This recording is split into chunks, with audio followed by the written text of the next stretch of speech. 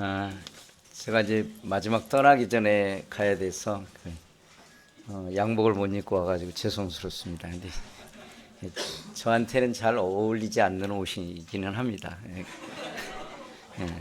목걸이도 좋고 이렇게 그렇게 있어야지 이렇게 잘 어울리긴 하는데 어쨌든 뭐 급조해가지고 막 이렇게 할 수 있었던 것 같습니다. 아, 인생을 이렇게 한번 살펴보면요, 저도 이제 조금 이제 살 만큼 살았거든요. 뭐 좋은 의미로 해석하시면 좋을 것 같습니다. 근데 이게 살다 보면은 우리가 어떤 가치를 두느냐에 따라서 우리가 우리의 인생이 결정되는 것은 맞는 것 같습니다. 그러니까 우리가 어떤 가치를 두고 사느냐 하는 것이 우리들의 삶의 방향이라고 하는 거예요. 그래서 사실은 신앙생활에 가장 중요한 건 방향입니다. 내용도 물론 중요하지만 방향이 어디로 가고 있느냐가 제일 중요한 것 같습니다. 우리는 이제 태어납니다. 그래서 태어나서 육적으로 이제 태어나게 되죠. 그리고 육적으로 태어나고 난 다음에 이제 어느 일정 순간까지 자라갑니다. 그리고 어느 순간이 되면 멈춰야 돼요. 그죠? 만약에 안 멈추면 어떻게 될까요? 이 건물이 그냥 떨어질 거예요, 아마. 그래서 어느 순간에 멈춰야 돼요. 그리고 더 이상 자라나면 안 됩니다. 이것은 누가 인생의 가치를 부여한 거냐면 인간에 대한 가치를 하나님께서 부여하셨다고 하는 거예요. 그래서 어느 순간이 되면 멈춰야 돼요. 자, 그럼 멈추는 것으로 이제 멈출 때까지가 한 인생의 반 정도가 되는 것 같고, 이제 멈춘 다음에 나머지 이제 우리가 먼저 주님 나라 가든 주님이 오실 때까지든 그 기간이 아마 반 정도 이렇게 되는 것 같습니다. 이것은 어떻게 보면은 뭐 사람마다 편차는 있겠습니다만은 어느 정도 영적으로 얼마만큼 또 자라가야 된다고 그래요. 사람은 분명히 자라가야 됩니다.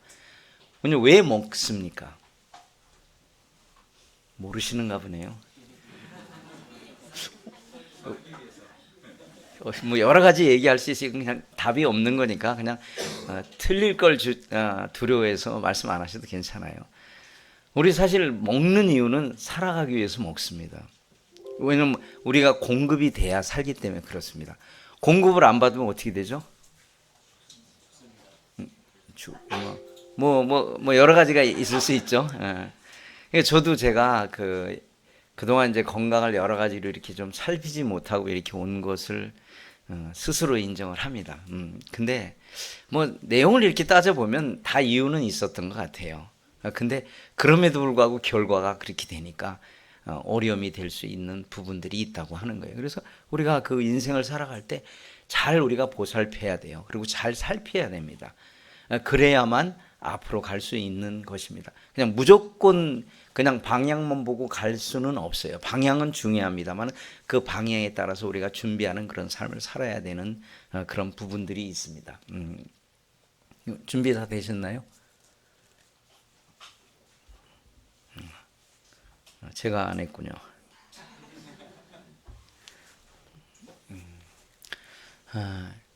오늘 특별히 이제 여러분들에게 먼저 제가 오늘 선교 보고하고 말씀을 잠깐 교제하기로 원하는데 제목을 이렇게 붙였어요. 얼마만큼.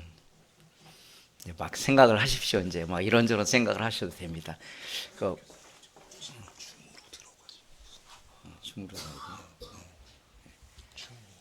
자, 얼마만큼 우리가 살아야죠. 또 얼마만큼 뭘 해야 되죠. 그건 아마 각자가 정해진 어떤 가치관이 있기 때문에 각자의 가치관에 따라서 이렇게 다를 것입니다.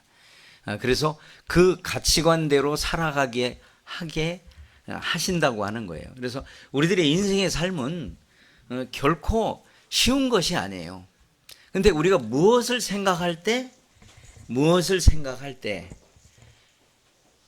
우리가 잘 살아갈 수 있느냐 하는 것을 생각해 보게 돼요. 자, 우리가 그저 자연인으로 태어납니다. 저 같은 경우는 20여 년이 지나서 예수님을 만나게 됩니다. 그 예수님을 만난 이후에 그 삶은 또 어떤 삶이냐 하는 거죠. 물론 우리 마음대로 사라지는 것은 아닙니다. 제가 한국에 보니까 이 삶이 이렇게 좀 이렇게 변하는 게 아니고 가져가시면 돼요. 가져가세요. 변하는 게 아니고 거의 이렇게 획일적인 그런 부분들을 보게 돼요. 그러니까 별로 자유가 없는 것 같아요. 그리고 인생의 삶이 그냥 앞에 살아왔던 사람들이 산 것처럼 그냥 그렇게 살 때가 참 많은 것 같아요. 그리고 또 우리 인생은요, 근본적으로 새로운 것을 받아들이기가 참 힘들어요. 우리 만약에 이제 제가 어디 전주하고 남원을 갔더니 어떤 분이 지금도 갓을 쓰고 이렇게 다니시는 어르신이 있더라고요. 시내로 활보하시는데 제가 놀랐어요. 그 정도 되면 굉장히 위험이 있고 막 유교적이고 그래야 되는데 어떤 할머니가 지나가면서 안녕하세요 하고 두 분이 악수를 하더라고요. 할머니하고 할아버지가 갓을 쓰고 하는데 그 좀 어색한 모습이더라고요. 그런 부분들이. 이제 제가 뭘 말씀드리려고 하느냐면 인생에 있어서 많은 일들이 우리한테 있고 그 인생을 통해서 얼만큼 우리가 해야만이 그 일을 성공할 수 있는가를 이렇게 생각해 봐요. 우리가 뭐 어떤 성공을 많이 생각을 해요. 근데 성공하는 이면에 어려움들이 많이 있습니다. 사실 우리가 뭐 은혜를 받았다, 구원받았다, 막 이런 좋은 승리를 했다, 뭐 이런 것을 우리가 다 추구를 합니다. 근데 실제 우리의 삶은 그거보다는 낭망하고 뭐 희망이 없고 소망이 없고 이런 것들이 우리 삶에 훨씬 더 많아요. 특별히 이제 가다가 어려운 일을 만나면. 그리고 어려운 일은 사실 우리 앞에 가까이 있어요. 근데 소망은 아주 먼 것처럼 느껴져요. 그러면 이 어려움이 과연 우리의 인생을 주관하느냐? 아니죠. 그리스도인이라고 한다면은 그 어려움을 내 힘을 통해서가 아닌 예수 그리스도를 통해서 이겨나가야 한다고 하는 거예요. 여러분들에게 만약에 어려움이 있고 고통이 있다면 그것은 아주 좋은 기회입니다. 무슨 기회냐? 예수님을 가까이 할 수 있는 기회라고 하는 거예요. 내가 능력이 많으면 많은 사람일수록 사실 하나님을 더 의지해야만 돼요. 왜? 내 거로 하는 거는요, 오늘 세웠다 내일이면 없어질 수 있어요. 오늘 해가지고 저에게 이런 많은 것들이 이렇게 주어집니다. 근데 내일 그것도 우리에게 여전히 우리 손에 있을까요? 아니면 내 것으로 챙길 수가 있나요? 그렇지 않다고 하는 거예요.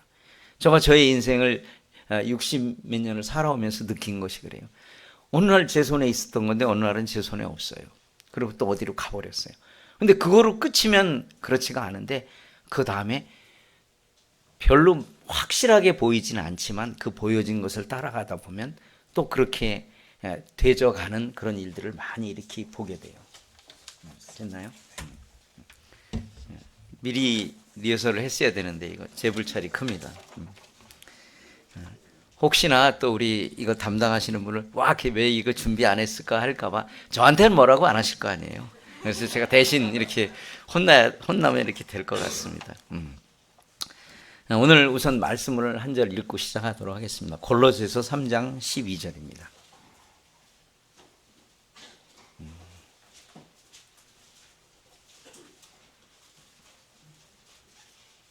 찾으셨나요? 우리 그럼 천천히 한 목소리로 이렇게 같이 한번 읽도록 하겠습니다. 자, 시작. 그러므로 너희는 하나님의 택하신 거룩하고 사랑하신 자처럼 긍휼과 자비와 겸손과 온유와 오래 참음으로 옷 입고. 자, 이 골로새서 말씀은요, 이 전반부에 오늘 제가 사실 골로새서 1장 말씀을 갖고 예배를 드리려고 준비를 딱 해가지고 왔는데 어떤 분이 싹 새치기를 하시더라고요. 제가 목소리를 들어서 누군지 잘 모르겠는데 뭐 본인은 아실 겁니다. 그래서 그걸 드리려고 했더니 싹 새치기를 해가지고 오늘 새치기 당했구나. 그래서 같이 아멘하는 마음으로 이렇게 했어요. 얼마나 아름다운 일이에요. 우리가 그 하나님 앞에 예배를 드리기 위해서 줄맸는데 다른 어떤 분이 그것을 동일하게 드린다. 이게 자매님들도 이렇게 준비하셔야 돼요. 모르겠어요. 제가 대학로교회는 안 그럴 거라고 생각이 듭니다만은 자매님들도 예배에 준비를 해 오셔야 돼요. 말씀도 준비해 오시고.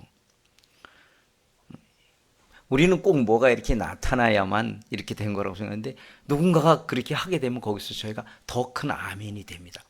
나와 똑같은 생각을 갖고 있구나. 큰 응원을 받을 수 있다고 하는 거예요. 자, 여기에 보면은 3장 초반부에 보면 개인적인 경건을 말하고 있습니다. 그리고 이제 12절로부터는 이제 공동체의 거룩한 것이 어떤 거냐에 그 덕목송에서 몇 가지가 나옵니다. 긍휼과 자비와 겸손과 온유와 오래 참음. 근데 실제 우리의 삶을 한번 생각해 보자고요. 우리가 매일의 삶에서 승리하는 삶을 삽니까? 그렇지 않다고 하는 거예요. 제가 지금 이제 15년하고 몇 개월이 이렇게 지났는데 주님의 말씀의 부름을 입고 큰 힘을 갖고 갔어요. 그래서 열심히 언어를 공부해서 한 3년 반이 지났어요. 그리고 한 4년, 5년 되니까요. 어떤 모임이 있더라고요. 그럼 거기 가면요. 이 동양 문화에서는 이 장유유서라는 게 있어요. 젊은이들이 그 말을 잘 이해 못하실 것 같아서 풀어드리면 어른을 이렇게 공경하는 사상이 있어요. 근데 사실 유교 사상과 기독교 사상은 많이 다르긴 한데 꼭 기도를 시키면 나이 먹은 사람을 시키려고 그래요. 그래서 제가 이제 언어를 배우고 아직도 이제 태국어는요, 그 성경 용어가 따로 있거든요. 따로 배워야 됩니다. 그래서 그 기도를 하려고 이렇게 생각을 하고 있는데, 준비를 싹 해가지고 왔는데, 갑자기 그러니까, 자신이 없어지는 거예요. 주님, 어떡할까요? 도와주세요. 그랬더니 주님이 화장실로 가라. 그러시더라고요. 기도가 다 끝날 때까지 화장실에서 아무 볼일도 안 보고 앉아 있었어요. 제가 나올 때 승리감을 느낄까요? 자, 나올 때는 참담함을 느끼고 내려오더라고요. 거기서 아까 우리 그 어떤 청년 형제님인 것 같은데 로마서 8장 26절인가요? 말할 수 없는 단식이 있는 거예요. 만약에 거기서 야, 네가 그 많은 사람이 기도해주고 많은 사람이 이렇게 했는데 와서 그 기도 좀 하나 좀 못한다고 그 화장실에 가서 아무 볼일도 없이 몇 분을 앉아있다 기도 딱 끝나면 나왔을 때 승리감이 전혀 없어요. 오히려 그것은 부끄러움과 그 낭만과 그래 네가 그렇지 이런 것들이 우리의 마음속에 와요. 그것도 너무나 부끄러운 거예요. 이것이 우리들의 인생이라고 하는 거예요. 뭐 저만 그렇겠습니까? 거기에 제가 위로가 됩니다. 근데 나올 때는 너무나 마음이 아픈 거예요. 마음이 아파서 이제 젊은 형제들 또 젊은 성도들 앞에 나가기조차 부끄러운 그런 마음을 갖게 돼요. 근데 주님은 참 그 말할 수 없는 탄식이라는 것이 어떤 표현을 하냐면 우리 이번에 보니까 우리 강한성 형제님 딸내미 처음에는 누가 와서 얘기하고 와서 인사를 하는데 누군지 못 알아봤어요. 사실 인사를 받긴 받았는데 누구신가 이런 생각이 들더라고요. 그러고서 이렇게 돌아가는 데 보니까 제가 예전에 태국에서 봤던 자매님이었어요. 그래서 참 눈이 이렇게 몇 년 안 봤다고 그렇게 되더라고요. 가만히 생각해 보니까 아이를 이렇게 딱 보니까 강한성 이렇게 써 있더라고요.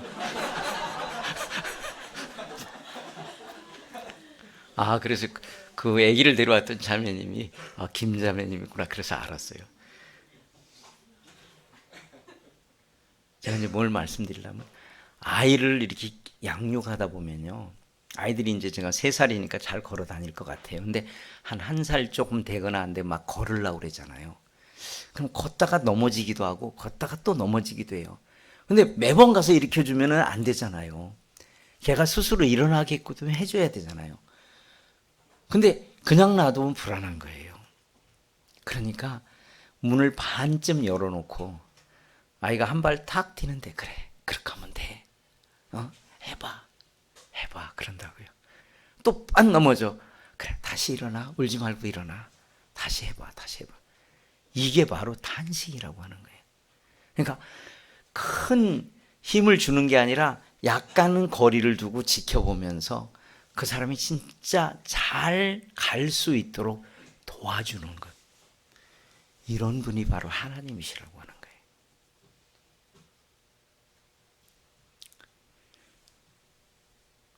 거예요. 그래 한 발 더 뛰어봐. 이제 됐어. 또 한 발 해봐. 이렇게 응원했어요. 참 주님이 우리에게 바로 이렇게 낭망했을 때 이렇게 하는 게 아니라 은근히 지나가시면서 위로가 되게 하시는 그런 것들을 많이 하셔요. 우리의 생활에서. 바로 이와 같은 분이라고. 저에게도 그랬어요. 그 낭만해가지고 나오는데 이제 그럼 다시 사람 앞에 서가지고 말씀이나 그런 걸 담대하게 전하지 못한다고 한다면 내가 그걸 담대함이 없을 때 어떻게 다른 사람에게 전할 수 있겠어요? 그때 주님은 괜찮아. 그거 한 번 실수한 거야. 다시금 내가 너를 일으켜 세워줄게. 바로 이런 분이 주님이신 거죠. 이 3장 12절에 읽는 게 이런 것들이 바로 이제 긍휼 가운데 나타나는 것들이에요. 저는 제가 15년 넘게 가면서 뭐 흔히 말하는 대로 많은 사람으로부터 공격도 받아보고 또 오해도 받아보고 많은 일들을 했어요. 물론 제가 부족해서 그런 부분도 있었습니다. 그런데 제가 부족하지 않고 실수하지 않았는데도 그런 일을 당한 경험들이 있습니다. 그때마다 이 일이 어디서부터 왔는가? 사실은요, 다른 형제님이 저희 아내한테 약간의 뭐라고 그래도 저희 아내가 화를 안 냅니다. 근데 똑같은 말을 제가 내면 화가 바닥 나요. 맞죠? 다른 엄마가 얘기하면 화가 안 나는데 내 엄마가 얘기하면 화가 나. 같은 말을 해도. 왜 그러죠? 우리는 가깝기 때문에 그렇습니다. 근데 그런 과정은 무엇이냐면 우리를 하나님 앞에 뭐라니까 그로우 시키는 아주 중요한 역할을 한다고 하는 거예요. 그런 것이 없었다면 제가 오늘날까지 이 자리에서 중간에 일찌감치 보따리 싸갖고 왔어야 돼요.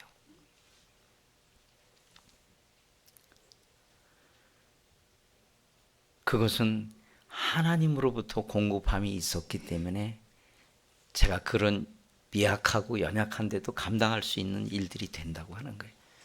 아마 많은 사람들이 어떤 주님에게 힘을 받고 어떤 일을 했을 때 그런 사단의 동일한 공격을 받습니다. 근데 사단의 공격은요 아주 순간적이에요. 우리가 분명히 아는 것은 사단은 성공할 수 없다예요. 근데 우리는 속는 거예요. 그게 더 커 보이는 거예요. 그렇기 때문에 우리가 낭망해하는 그런 부분들이 많이 있습니다. 서로는 여기까지만 하고요. 안 넘어가네요 또.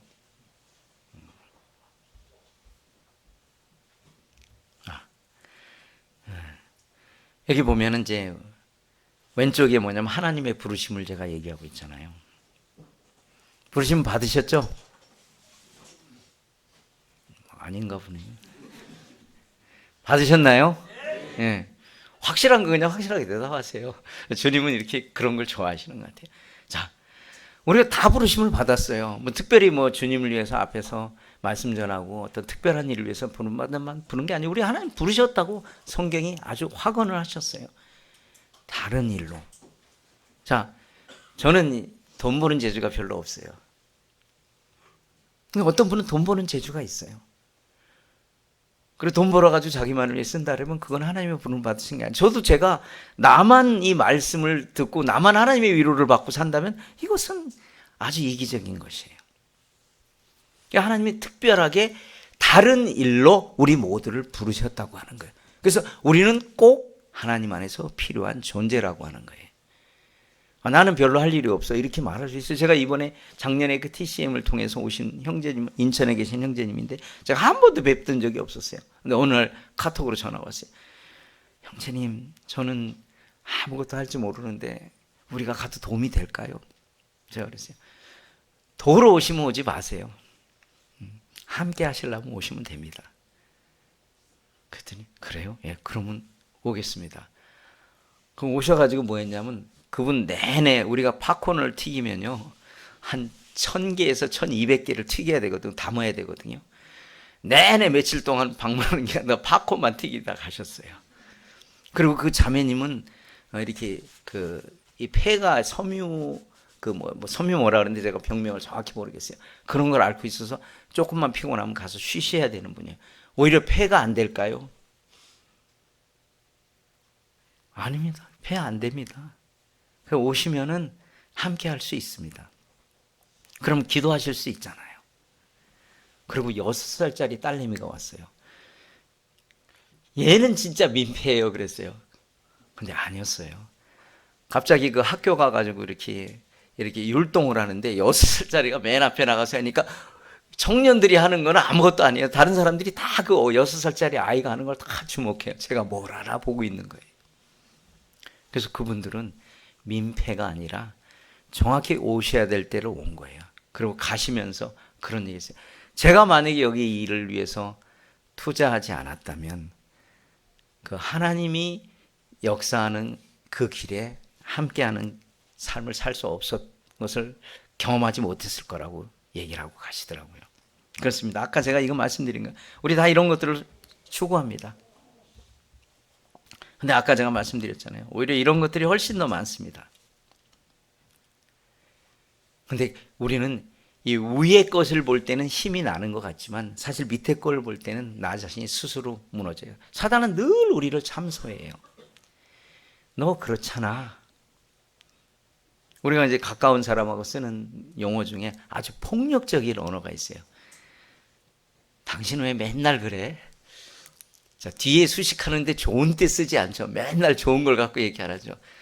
사실 한 번밖에 안 했는데, 두 번밖에 안 했는데 당신은 왜 맨날 그래요? 그 뒤에 오는 게 별로 좋은 게 없어요.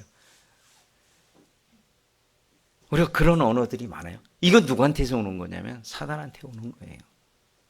그러니까 너가 그런데 뭘 할 수 있겠어? 아니에요. 우리가 하나님의 부르심을 받은 자로서 그리스도인의 삶을 살고 하나님의 성품까지 가기 위한 그 과정에 우리가 있다고 하는 거예요. 우리가 만약에 구원받은 것으로 끝난다면 우리 구원받고 바로 데려가셔야 돼요. 우리 이 땅에 남겨두셨잖아요. 왜 남겨두셨냐 하는 거죠. 우리를 하나님의 성품에까지 자라게 하기 위해서 그런다고. 개인적으로는 그렇습니다. 아니에요. 우리 공동체에도 그것이 나타나야 된다고 하는 거예요. 대학로교회가 누가 봐도 하나님께서 하나님의 사랑과 하나님의 성품이 나타나는 교회가 되면요, 전도하는 데 어려움이 없습니다. 근데 우리는요, 우리 스스로 그런 연약함이 있을 때 우리가 할 수 없다라는 생각, 그때 우리가 예수 그리스도의 놀라우신 능력을 덧입어서 그 일을 해결하면요, 우리 안에 이 위의 것들이 다 나타난다고 하는 거예요.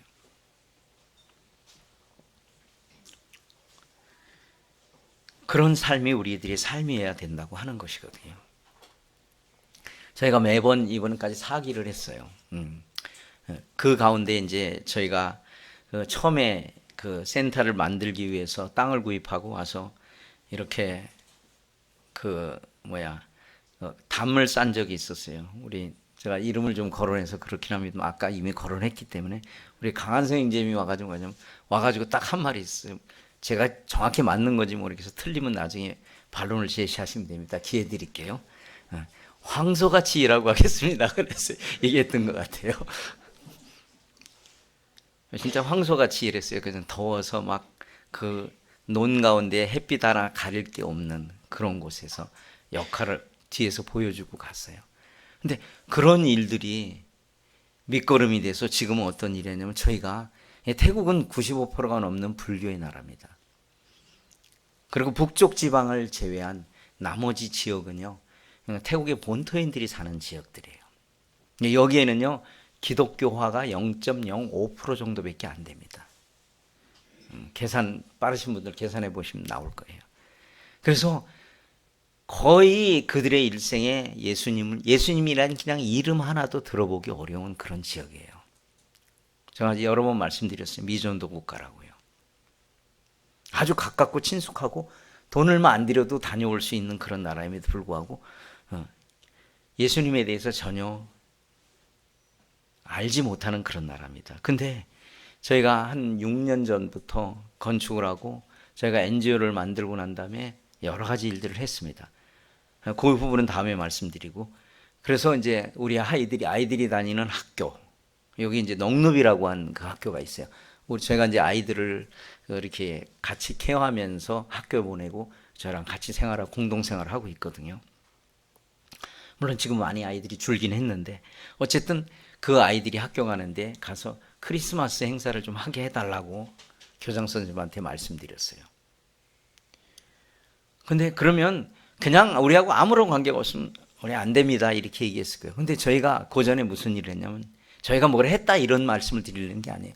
저희가 아이들 그 어린이날 팝콘도 만들어서 튀겨서 갖다 주고 또 그렇게 뭐 그런 것들을 이렇게 제공을 했어요. 그 어린이날. 그랬더니 우리 아이들이 또 본도 잘 보였어요. 그래서 그분들은 이제 한국센터라고 그래요. 한국인이 운영하는 센터라고 그래요. 그 아이들은 다른 아이들보다 순종도 잘하고 그런 것이 그 학교에 소문이 났어요. 물론 우리 아이들이 예수님을 믿거나 그러지는 않았어요. 근데 이제 그런 시스템 안에 있다 보니까 자기네들 당연히 그렇게 해야 되는 것을 갖고 그렇게 했어요. 그랬더니 와서 해달라고 했어요. 처음에 우리가 아이들 한 200 몇십 명을 놓고 이제 우리가 막 이렇게 해서 막 그 율동도 준비해 가고 그다음에 그림자 연극도 준비해 가고 막 그 워십도 준비해 가고 뭐 싱어롱도 이렇게 준비해서 갔어요. 그랬더니 물론 그분들은 뭐 선물 받기 위해서 이제 아이들 우리 어렸을 때 그 교회 가서 선물 받기 위해서 이렇게 하는 것처럼 그렇게 해요. 근데 첫 해 갔는데 놀랬어요. 저도 잘 못 구해요. 여기 지금 저기 보면 빨간 옷 입고 있는 애죠. 물론 뭐 저기 산타 옷이긴 합니다. 뭐 우리 뭐 꼭 성서적이라 말할 수 없는데 어디서 저걸 구해왔는지 그런 거 구해오고 다 기다리고 있어요. 제가 뭘 말씀드리려고 하냐면 아무리 어렵고 힘든 거라 할지라도 주님은 지신 적이 없어요. 그 주님을 의지해서 했을 때 그런 결과를 낼 수 있다. 물론 저희가 이런 행사를 통해서 아직까지 한 영혼도 현재까지는 얻은 적이 없어요. 그러나 모르겠어요. 그 안에 예수님을 믿는 사람들이 있는가 없는가는 잘 모르겠습니다. 그 부분은 저희 영역은 아니에요. 저희가 하는 것은 전달하는 것이 우리의 영역이라고 하는 거예요. 그랬더니 이제 그 다음에 우리가 하려고 했더니 주변 학교에서 우리도 해달라고 우리도 해가지고 한 번은요 700명 있는 학교에서 해달라고 했어요.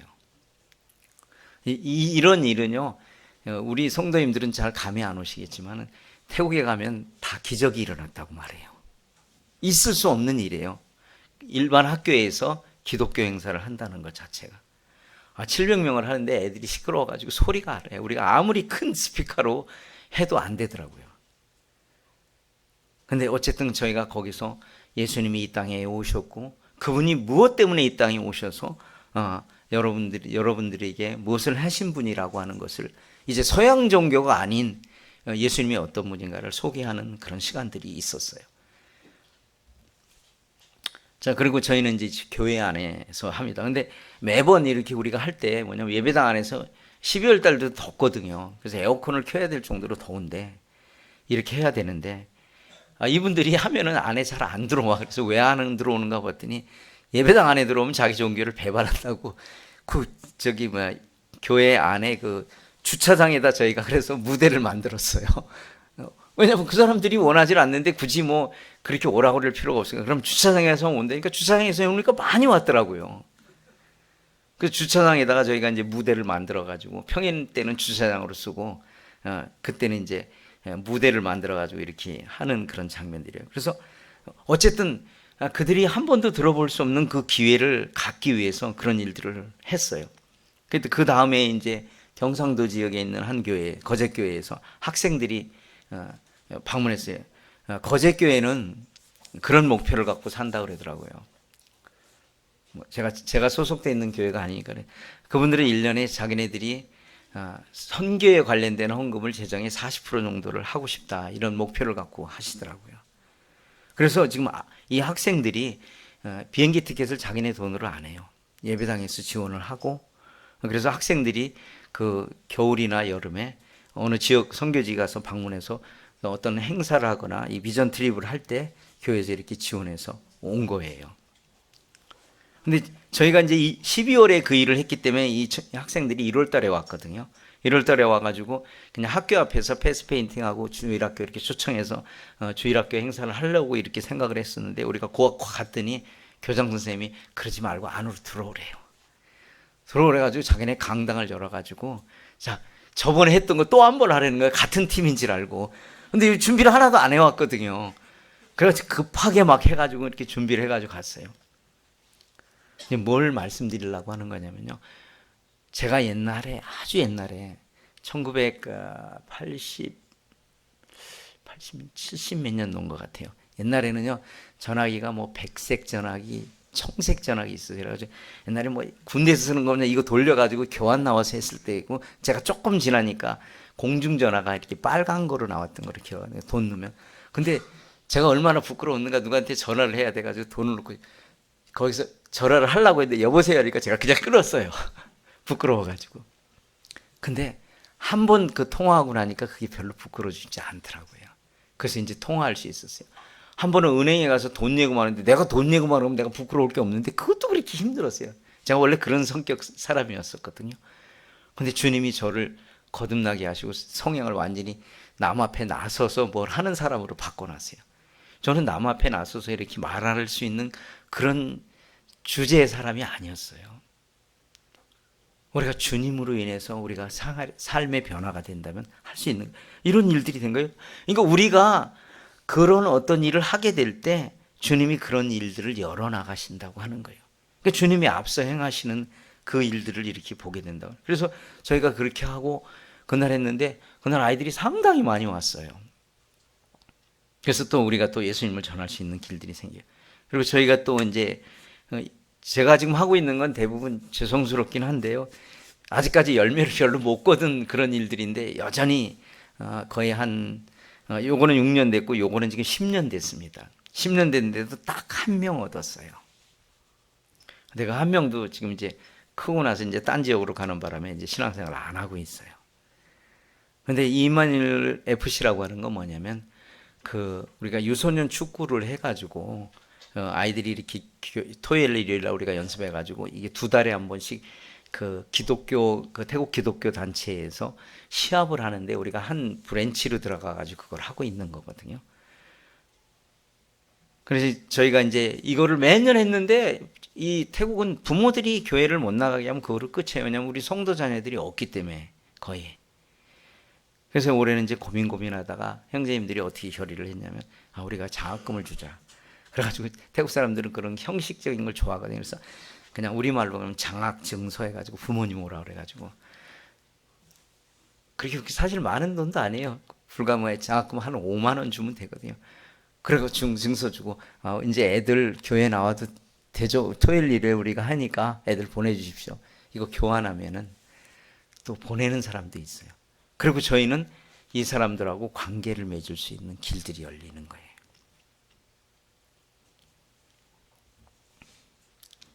저희가 이제 NGO를 만들고 나서 저희 센터 앞이 아직 포장도 안 돼 있어요. 다녀와 보시는 분들은 알지만 저희가 이제 매주 주일날 오후에 이렇게 동그란 같은 원탁 테이블 차려가지고 거기다가 뭐 계란 줄 때도 있고 우유 갖다 놓을 때도 있고 그다음에 뭐 이런 거 저런 걸 만들고 또 뭐 이렇게 용품을 사가지고 매주 이렇게 전도를 하고 있어요.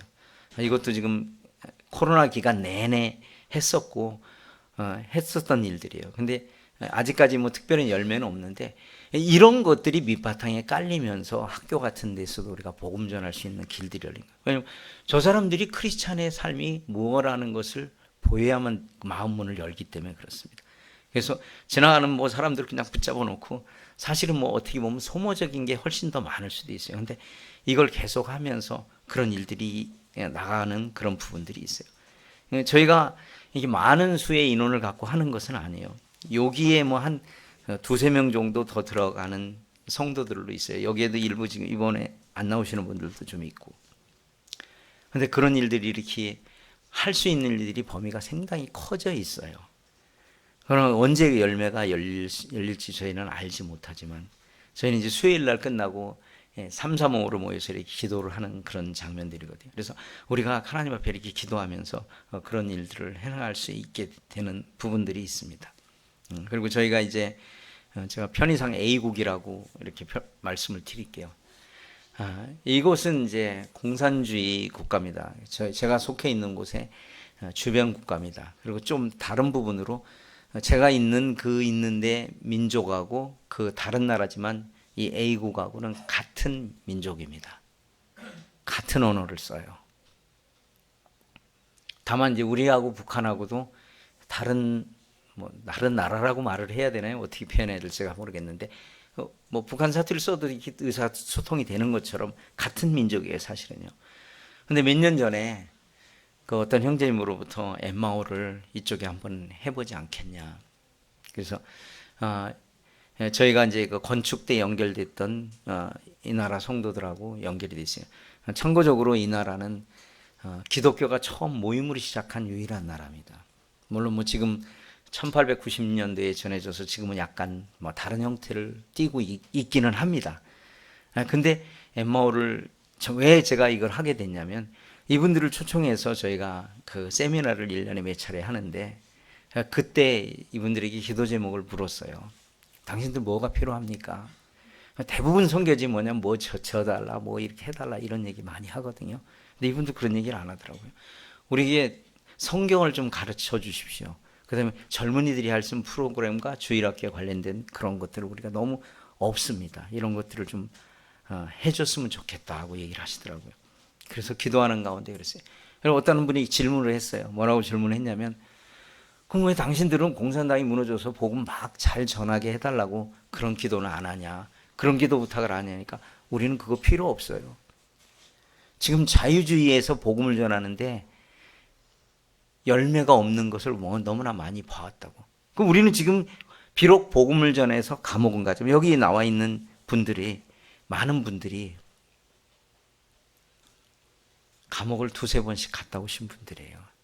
죄지어서 물론 그것도 법에 위배긴 해요. 복음 전해서 갔다 온 감옥 생활이에요. 한 번은 어떤 사건이 있었냐면 12가정이 있는데 모이다가 예배 드린다고 공안에서 잡아다가 감옥을 살리는데 보통 2년에서 3년을 살려야 하거든요. 부르라고 하는 그런 소수민족이에요. 근데 이분들을 감옥에 다 2년, 3년 살고 이제 어떻게 할까? 이제 같이 모이면 또 교회로 모여가지고 예배 드린다고 생각해서 다 뿔뿔이 흩어놨어요. 5년 후에 12개 교회가 개척이 됐어요. 공산당이 이분들을 파송한 거예요. 각 지역으로. 맞잖아요. 제가 억지 해석인가요? 실제 그래요. 근데 이 민족은 어떤 민족이냐면 제가 가보니까 정말 우리나라 50년대 말 60년대 상황이에요. 참 그분들이 음식 해주는데 저가 좀 비유가 좋은 편인데도 참 먹기가 그분들 손을 보면 먹기가 좀 힘들어. 근데 제가 그걸 먹다가 참 뭐라 표현해야 될까 눈물을 흘릴 수밖에 없는 그런 상황들이 생겨요. 한 분이 닭을 이렇게 해가지고 그냥 아무것도 안 넣고 닭만 넣고 뽀글뽀글 끓여가지고 가져왔어. 그 양은 냄비 아시죠? 거기다 이렇게 끓여가지고 왔는데 이게 뭐냐니까 자기가 끓여왔대는 어디서 왔냐니까 어디라고 그랬는데 어딘지 모르잖아요. 그랬더니 어떻게 왔냐니까 2시간을 걸어왔대. 그걸 끓여가지고. 그 음식이 얼마나 귀한 음식이에요. 그리고 어느 곳에 갔더니 닭을 끓여가지고 그다음 반찬이 뭐냐면요 그게 상추 이런 조합 보셨어요? 근데 우리가 할 수 있는 게 이거밖에 없다고 그렇게 가져오셔요. 그 음식을 먹으면서 우리 눈물이 없을 수가 없잖아요. 정말 주님의 사랑으로 그분들은 해주시는 거예요. 그분들이 꼭 우리가 같지 않아도 그 예수님을 믿는 그 믿음 때문에 그렇게 멀리서 온 형제들을 접대하고 하는 그런 부분들을 이렇게 보게 돼요. 그래서 우리가 그분들이 원했던 것을 해주기 위해서 저희가 이제 복사기를 사서 보내줬고 또 그 엠마오를 번역하기 시작을 했어요. 그래서 번역이 다 끝났습니다. 1차적으로.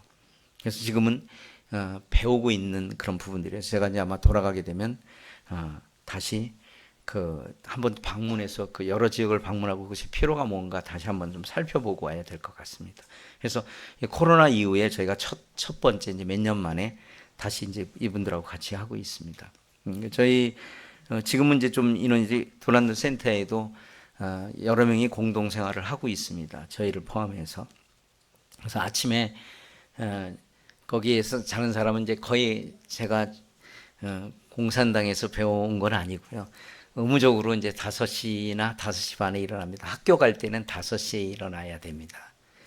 그래서 30분에서 40분 정도 성경을 읽고 그거를 나누고 밥을 해서 먹고 학교에 갑니다. 또 출근할 사람들은 또 출근하고.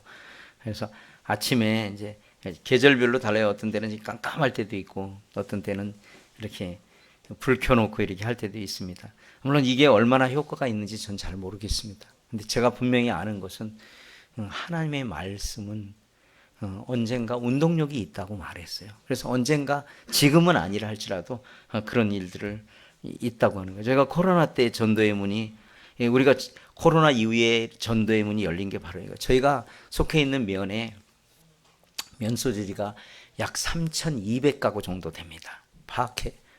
동사무소를 통해서 파악해 보니까. 근데 저희가 코로나 기간에 거의 한 2달에 걸쳐서 우리 식구들이 이렇게 조금씩 말해서 이렇게 계란 반판, 처음에 계란 한 판씩 주다 보니까 힘들더라고요. 어렵더라고요. 그래서 나중에 이제 그걸 계란 반판을 했는데 반으로 자르는 게 더 힘들더라고요. 사실은 그거를 종이를 계란을 다 끓이고 또 잘라서 이렇게 주고 이러다 보니까 그래서 어떤 때는 그냥 한 판 주는 경우도 있고 뭐 그랬어요. 왜냐면 적은 수 갖고 하려니까 쉽지 않는데 놀라운 거는요, 주님이 어떤 뭔가요, 그게 갑자기 말이 생겼는데 오병이요. 그 오병이의 출발은 뭐냐면 그 어린아이의 그게 없었으면 시작이 안 됐거든요. 근데 이것도 역시 동일하게 그런 거예요. 작은 그런 것을 통해서 우리가 2,800가구에 공급할 수 있는 거예요. 그러니까 우리 면에는요, 뭐 제가 조금 부담스럽긴 해요. 그냥 거기 가면 이제 한국을 까오리라 그러거든요. 쉬우면 그냥 아싸 가오리 생각하시면 돼요. 까올리라는데 그 사람들이 이런 걸 알아준다는 걸 우리 면에 오면 다 알아요. 그러니까 우리 면에 와가지고 물으면 까올리 어디냐고 물어보면 다 그 사람들이 저기 가라고 얘기를 해줘요. 그 정도로 그렇게 한 거예요. 저희가 무슨 큰 어떤 선행을 했다 이런 걸 말씀드린 게 아니라 저희가 결국 그런 일을 하는 데는 그 안에는 예수 그리스도의 심장이 있고 그들에게 예수 그리스도가 전달돼야 된다고 하는 거예요. 그러니까 가면은요, 이분들이 지나가면 이제 알아보는 사람도 좀 있어요. 우리 이름을 내면 안 되죠. 어쨌든 그런 일들을 통해서 그런 과정들을 가고 있다고 하는 거예요. 제가 12시 16분에 했어요. 왜냐하면 어제 어떤 형제님이 은근히 압력을 넣으시더라고요. 그래서 제가 올라오면서 시계를 봤습니다. 오늘 제가 길게 안 하고 어저께 그래서 가가지고 막 이것도 막 칼질을 많이 했어요. 그래서 막 줄였어요.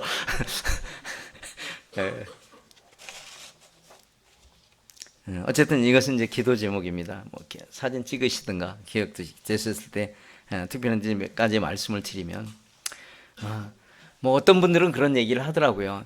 뭐 성도도 우리가 12명밖에 안 되는데 뭐 다른 지역에 뭘 이렇게 자꾸 뭘 생각하느냐고 너무 무리한 거 아니냐 이런 얘기를 하시더라고요.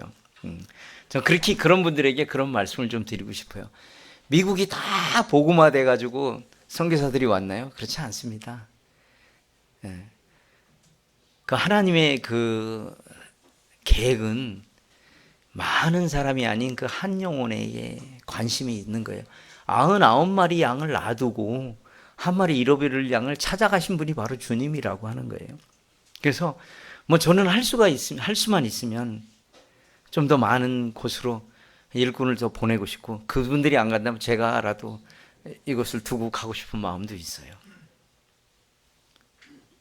왜냐하면 저의 삶에 주님이 은혜를 베푸신 게 너무나 크기 때문에 그렇습니다.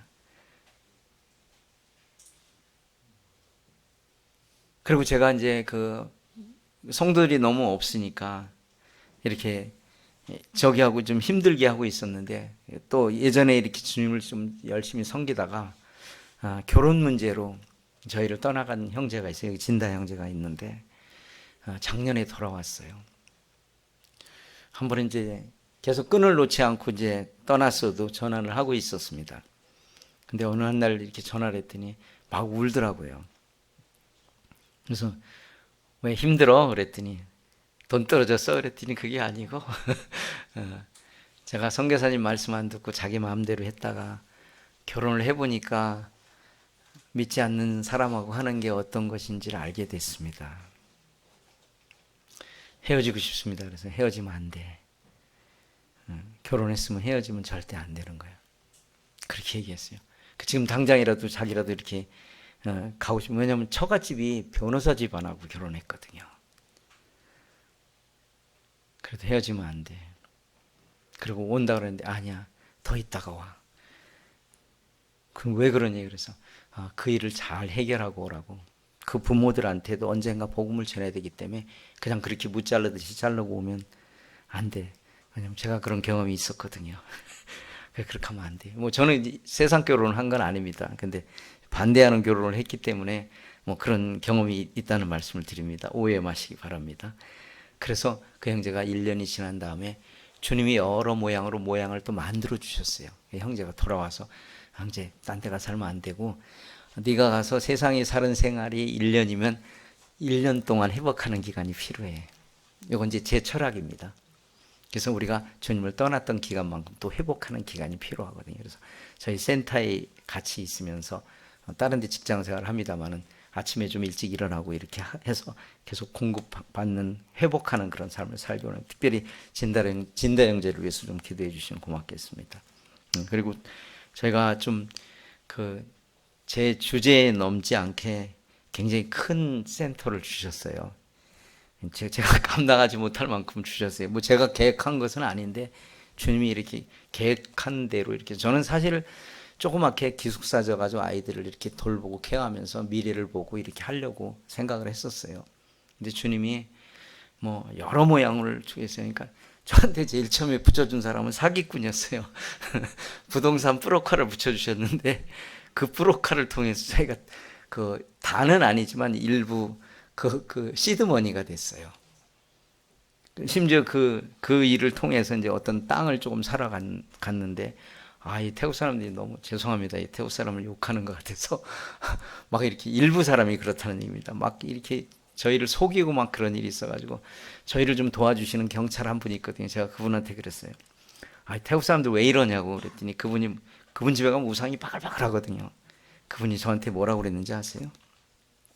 당신이 믿는 하나님께서 더 좋은 땅을 주려고 이걸 못 사게 했을 거라고.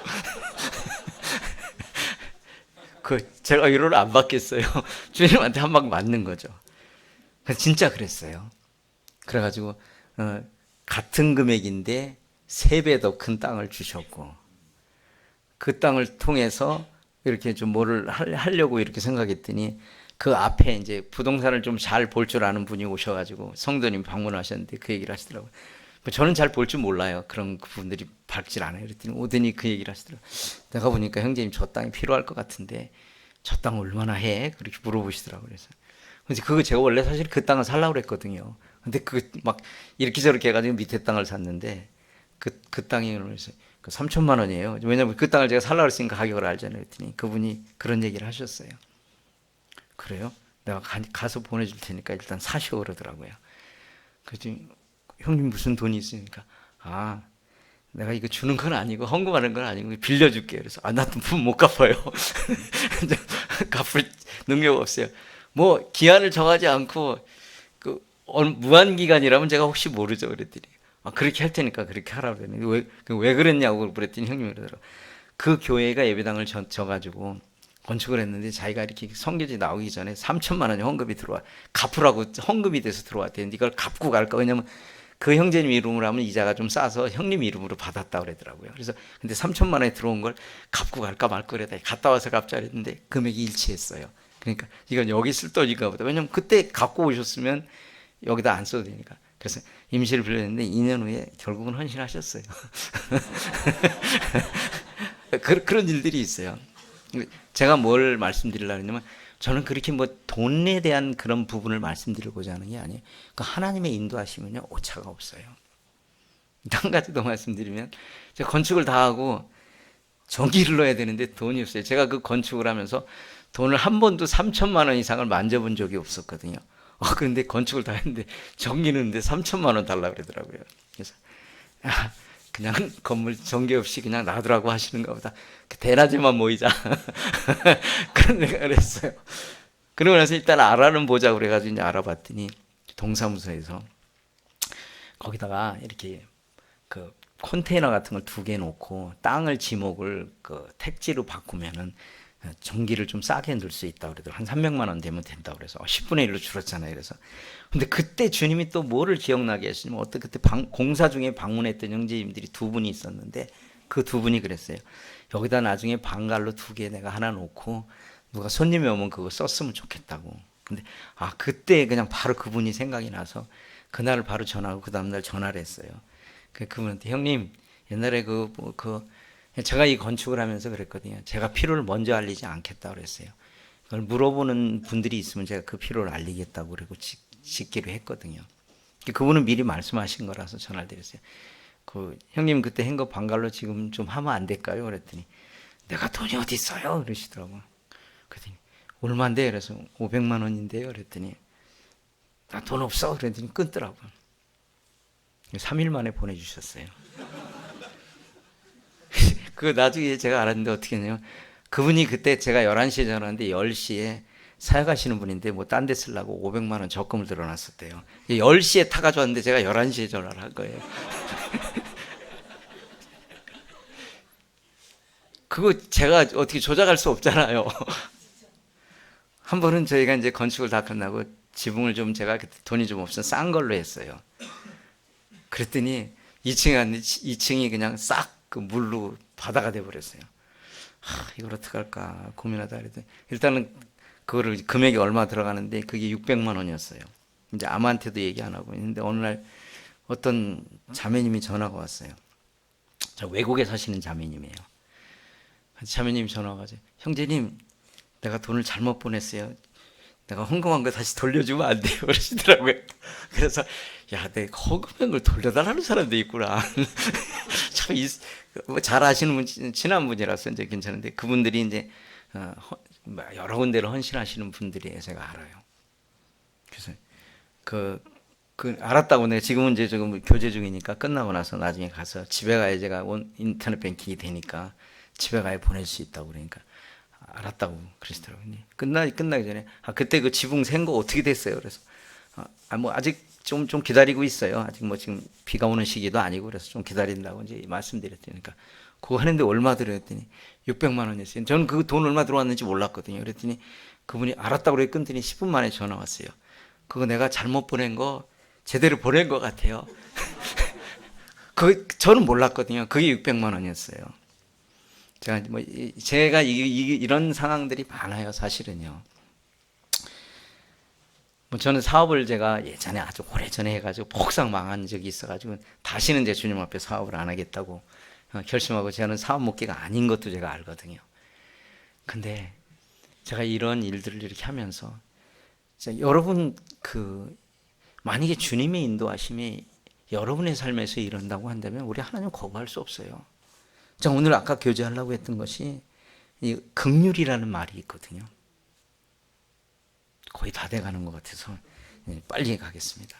자, 긍휼이 여러분 뭐라고 생각을 하세요? 아까 우리 골로새 3장 12절 우리 김상영 인님 한번 얘기해 주시겠어요? 안 할 것 같아서 제가 지적을 하겠습니다. 불쌍히 여기는 마음. 사실 없어 하시는 것 같은데 맞습니까? 네, 맞습니다. 근데 우린 좀 더 긍휼이 어떤가를 구체적으로 좀 알아야 될 필요성이 있어요. 주님께서 말하는 긍휼은 어떤 거냐면요. 이 긍휼이란 말에 그 어원을 찾아보면요. 한 어머니 뱃속에서 나온 자처럼 대하라 하는 그런 말이 있거든요. 그러니까 좀 다른 말로 하면 한 형제처럼 한다고 하는 거에 대한, 그러니까 우리 긍휼을 그냥 남을 좀 불쌍히 여기는 이런 정도의 마음으로 생각할 때가 있어요. 근데 주님이 이 골로새 3장 12절을 통해서 공동체의 긍휼을 말하면서 이 단어를 썼거든요. 그것은 정말 내 형제가 어려우면 내가 같이 똑같은 어려움처럼 느끼라는 그런 말이에요, 사실은요. 그러니까 우리는 개인의 그 경건한 삶을 넘어서 공동체의 긍휼을 갖고 살아야 되는 거예요. 물론 뭐 거기에는 많은 것들이 있어요. 이사야 49장 15절에는 여인이 어찌 그 전몽자를 잊었냐고 말하고 있어요. 이것은 주님이 우리를 향한 심정을 그렇게 표현해 놓고 있는 것을 보고 있어요. 그리고 신약에 와서는 강도 맞는 사마리아 여리고로 내려오다가 강도 만나는 그런 장면들이 나오잖아요. 거기서 사마리아 사람이 말한 것이 긍휼히 여겼다는 표현이 나옵니다. 긍휼히 여긴 것은요, 그냥 단순하게 불쌍히 여기는 정도의 수준이 아니라 어떻게 했어요? 사마리아인이 상처 다 싸매주고 자기를 다 제쳐놓고 제사장과 레위는 그냥 지나갔잖아요. 다 싸매주고 나중에 가고서 돈까지 주고 갔어요. 이런 것이 바로 긍휼의 마음이라. 이것이 그리스도인 공동체에 있어야 한다고 하는 것이죠. 또 한 가지는요, 누가복음 15장에 보면 이 두 아들이 나옵니다. 둘째 아들이 어떻게 했죠? 내 거 내놔 그래가지고 다 갖다 그냥 여기저기 다 써버렸잖아요. 그리고 나중에 돌아왔어요. 아버지는 오늘이나 내일이나 내 아들이 굶어 죽진 않을까 하고 기다렸어요. 그 돌아왔을 때 여겨준 마음이 긍휼히 여긴 마음이에요. 우린 좀 알아야 되는 게, 사실 뭘 알아야 되냐면 이스라엘은 어떤 문화를 갖고 있냐면요, 신명기 20장 21절 22절에 보면요, 패역한 아들은 돌로 쳐서 죽이라는 게 이스라엘 법이에요. 만약에 그 아들이 아버지가 만나기 전에 다른 사람을 봤으면 어떻게 됐을까요? 어떻게 됐죠? 죽었을 수도 있어요. 이것이 아버지의 긍휼이 없었다면 죽었을 수밖에 없었다고 하는 거예요. 이거는 다시 또 표현하면 주님께서 우리를 긍휼히 여겨주신 것도 이와 같은 거라는 거예요. 그래서 우리 그리스도인 공동체에 반드시 이 긍휼이라는 것이 있어야 돼요.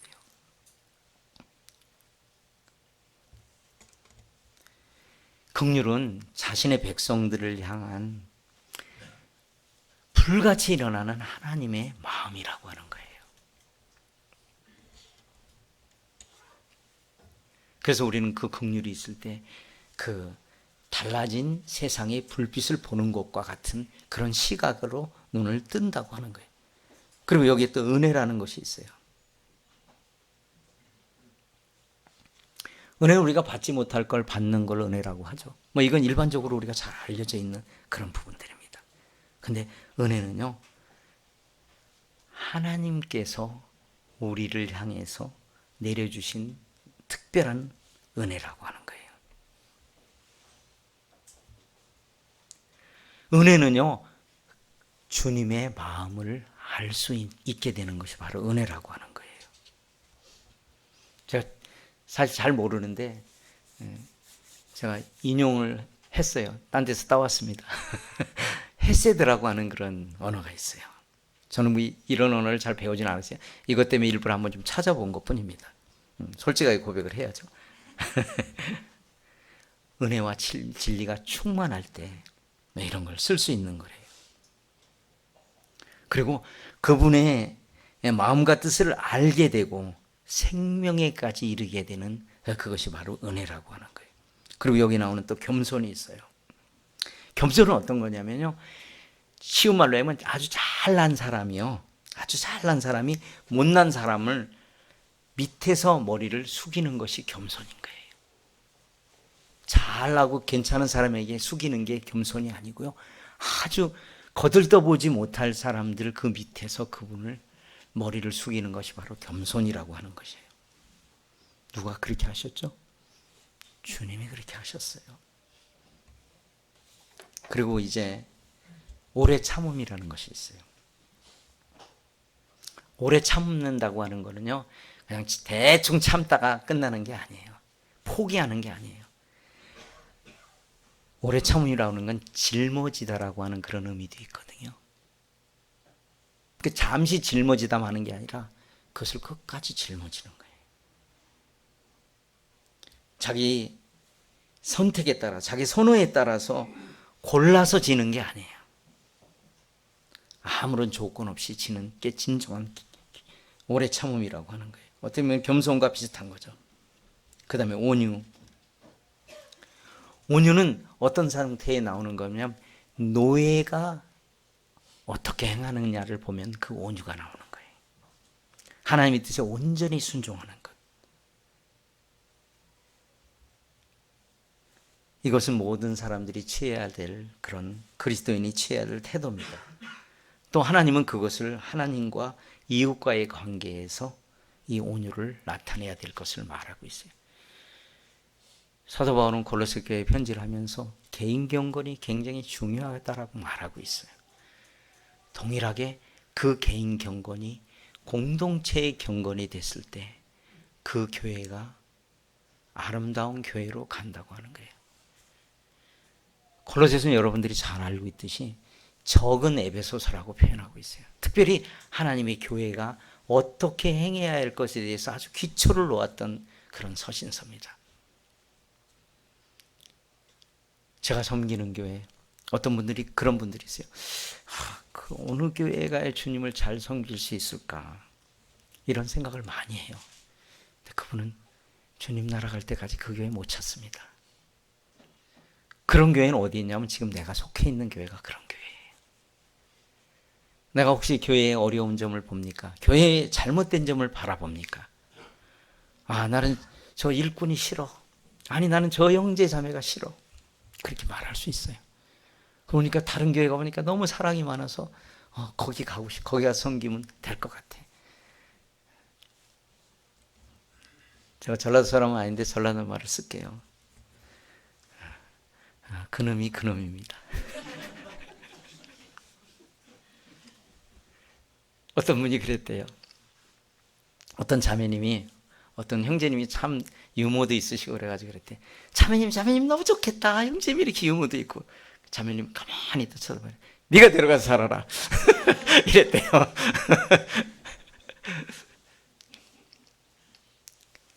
물론 농담으로 한 말이지만 우리가 속해 있는 교회를 아름답게 할 책임을 각 개인에게 주셔서 그 개인으로 하여금 그것을 보완하라고 그 어려움을 보게 하신 거고 연약한 점을 보게 하셨다고 하는 거예요. 그럼 그걸 내가 감당해서 그 좋은 교회로 만들어가기 위해서 하나님 앞에 무릎 꿇고 기도하고 그 섬기고 그런 일들을 했을 때 그 일이 이루어지면 그 일을 통해서 하나님의 사랑이 문영혼들에게까지 가는 교회가 된다고 하는 거예요. 맞죠? 맞습니까? 네. 저는 이와 같은 교회가 대학로 교회가 되길 원해요. 혹 이 가운데 그런 혹시 어려움이 계십니까? 아닙니다. 그렇지 않습니다. 하나님 나를 그 일을 위해서 불러주셨어요. 제가 분명하게 말씀드리지만 순종한 자에게는 책임을 묻은 적이 없으세요. 하나님. 순종한 자에게는 복을 내려주셨어요. 근데 누가 그래 대만코 이러더라고요. 근데 그 하나님이 그 일을 위해서 어떤 일을 위해서 우리를 부르실 때 우리는 거기에 응답해야 될 책임이 있습니다. 왜? 우리가 은혜를 받았기 때문에, 우리가 긍휼을 입었기 때문에 그렇습니다. 우리는 그 주님의 본을 갖고 우리 삶 속에서 살아나가야 될 책임이 우리한테 있다고 하는 거예요. 그 일이 바로 우리를 바로 불러가시지 않고 있다는 거예요. 왜? 주님의 사랑이 아직 필요한 사람이 너무나 많기 때문에 그렇습니다. 제가 어느 날 어디 가서 그랬더니 태국에서 한국으로 선교사를 보내주세요. 그런 분들이 있더라고요. 한국도 이만큼 복음 전하기가 힘든 나라가 됐습니다. 저는 그 하나님께서 우리를 향해서 한 그런 일들이 바로 우리의 삶이 되고 우리가 그런 일들을 해나가야 된다고 생각해요. 한마디만 하고 끝내겠습니다. 이 부분은 특별하게 어떤 한 부분들을 향해서 제가 청년들에게 좀 말씀을 좀 드리겠습니다. 저희 아들을 아시는 분들이 많이 이 교회에 있었기 때문에 아실 거예요. 우리 아들도 들어야 되는 얘기입니다. 우리 조선시 젊은이들이 결혼을 잘 안 하려고 한다고 하는 얘기를 제가 들었어요. 제가 좀 단언하게 말씀드릴게요. 그건 하나님의 명령 불복종입니다. 특별히 내가 사도 바울과 같이 그런 부름을 받지 않았다면 그건 하나님의 명령이 불복종이에요. 창세기에 하나님 뭐라고 말씀하세요? 우리 저기 구미에 가면 뭐 형제님이 있죠. 그분이 그런 얘기를 했어요. 생육하고 번성하라. 여러분들 보고 13명씩 나라고 하는 얘기는 아닙니다. 근데 여러분은요, 제가 말씀드릴게요. 제가 복음이 안전해진 나라들을 많이 방문하면서 느낀 게 뭔지 아세요? 무섭다 모슬림, 또 부럽다 모슬림. 왜 그런지 아세요? 우리 크리스찬들은요, 성경이 생육하고 번성하라고 했는데 그걸 역행으로 가고 있어요. 그리고 어떻게 하면 그게 뭐냐면, 제가 잘못했습니다. 제가 사과를 드립니다. 왜? 기성세대가 가치관을 잘못 줬어요. 제가 다른 분들 아니고 제가 그랬어요. 저가 하나밖에 안 났거든요. 근데 저는 그 가치관을 잘못 받아들였어요.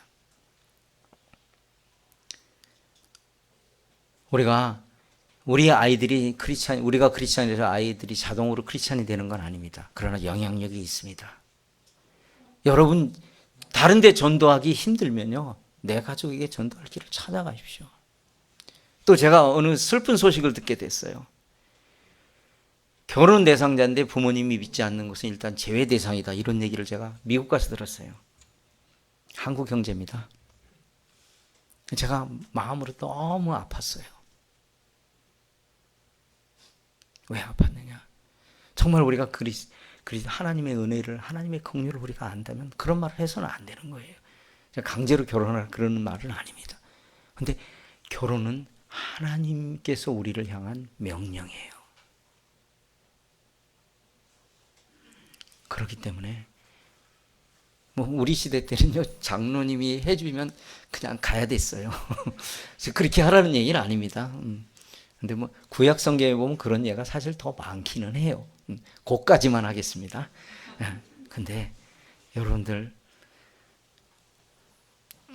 그 상황을 보시면 1 플러스 1은 2가 아닙니다. 1 플러스 1은요 훨씬 더 많아요. 여러분 그 팩토리얼이라는 말 알죠? 수학을 잘 못하신 분들은 모를 수도 있어요.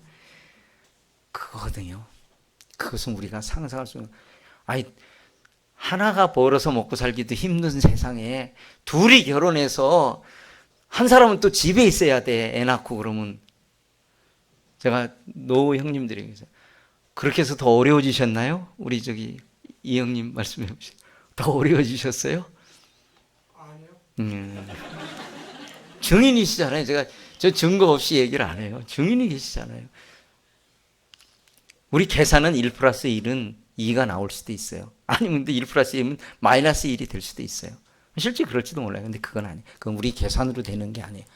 하나님은 우리 계산 속에 국한되십니다. 하나님이 그렇게 말씀하셨으면 그러한 것을 분명하게 뜻이 있고, 우리가 모르지만 그걸 우리가 모르지만 그 이유가 있었을 것이에요. 우리가 다 이유를 분석하고 이유를 다 알지 못한다 할지라도 순종하는 자에게는 놀라운 역사예요. 하나님은 제사를 원하시지 않으신다고 그랬어요. 그러니까 여러분 그 일에 순종하시면 그것이 하나님을 향한 우리의 뜻일 수 있고, 그것이 출발점이라고 하는 것이에요. 그것이 바로 하나님의 사랑이, 생명이 내게서 끝난다고 한다면 이건 불쌍한 일이에요. 너무나 하나님 앞에 가서 할 말이 없는 삶이 된다고 하는 것이에요. 혹시 그런 결혼 일로 낭망하는 그런 일들이 있다 할지라도 그것은 하나님의 명령이라고 하는 거예요. 그런 일들을 통해서 해나가신다면 하나님께서 놀랍게 역사하는 이런 교회가 될 것이라고 믿습니다. 주제넘게 혹시 제가 좀 너무 세게 말씀드린 게 있다면 사랑으로 용서해 주시기 바랍니다. 감사합니다.